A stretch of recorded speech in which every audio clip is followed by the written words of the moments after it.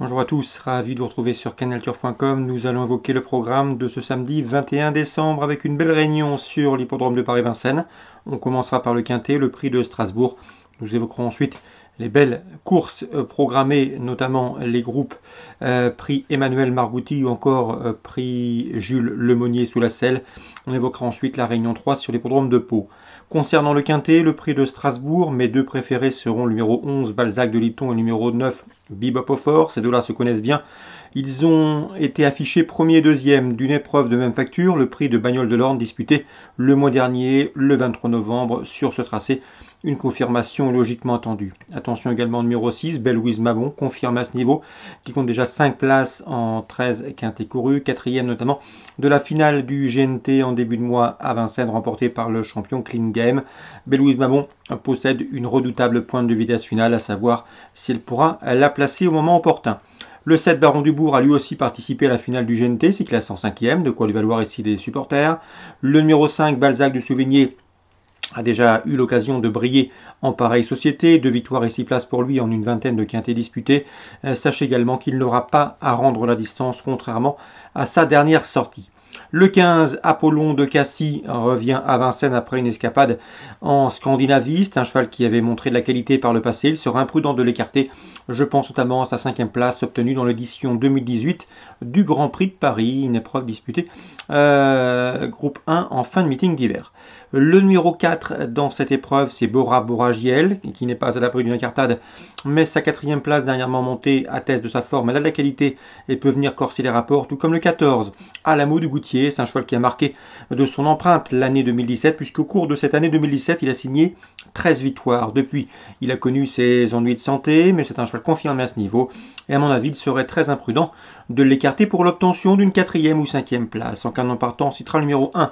Bacchus Della, résumé chiffré pour ce quintet du samedi 21 décembre, prix de Strasbourg, 11, 9, 6, 7, devant le 5, le 15, le 4 et le 14. Suit du programme Vincennes, dans la première course, belle épreuve, le prix Emmanuel Margouti. C'est la première épreuve estampillée groupe 2, réservé aux poulains de 2 ans. Philippe Allaire obtient une belle réussite dans cette épreuve. Il a déjà remporté cette course à 7 reprises, et ce avec des trotteurs de qualité. Cette année, il est bien armé. Il aura 3 partants qui viennent de former le trio gagnant du prix Eurasie, à savoir le 109 El Gaffel, le chef de file de sa promotion. Il compte déjà 4 victoires en 5 courses courues, mais également une place de deuxième. Il vient donc de remporter le prix Eurasie. À mon avis, il ne devrait pas s'arrêter en si bon chemin. Il retrouvera sur sa route ses compagnons d'entraînement, le 7 Ozar Vedeke et le 8 Heart of Gold, autres cheval de qualité, qui ont donc été 2e et 3e de ce prix Eurasie. Mais attention pour eux, à mon avis, c'est leur principal opposant au numéro 6. C'est Heartbroken One. Luc Rollens m'en a toujours dit le plus grand bien, c'est un poulain de qualité.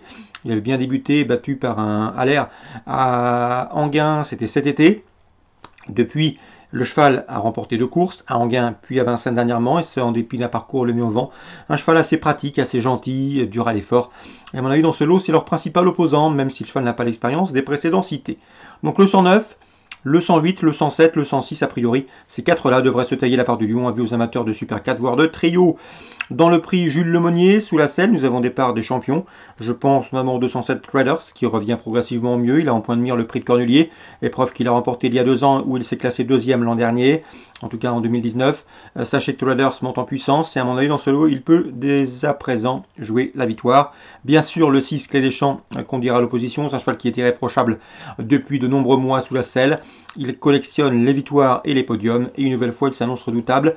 Je les préférerais au numéro 5, Vertige de Chenu, qui peut se targuer de les avoir dominés dans le prix Reynolds. C'était début novembre sur ce parcours des 2175 mètres.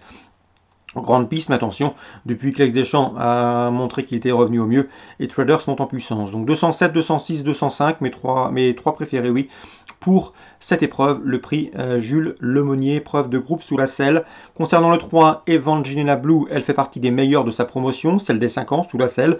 Mais ici, elle doit affronter des chevaux de grande qualité, des chevaux durs à l'effort, plus aguerris peut-être qu'elle. Et à ce titre, je ne la placerai en 4e position dans cette sélection. 7, 6, 5, 3 pour mes 4 préférés de ce prix Jules Lemonnier. On peut parler également du prix Constant Hervieux, une épreuve de groupe 3, qui sort traditionnellement de quintet en cette période, mais ici il faut d'un nombre suffisant de partants eh bien, cette épreuve a été inclue dans le programme sans être support de Paris Quintet. Le 407 des Fildred, c'est un cheval en retard de gain.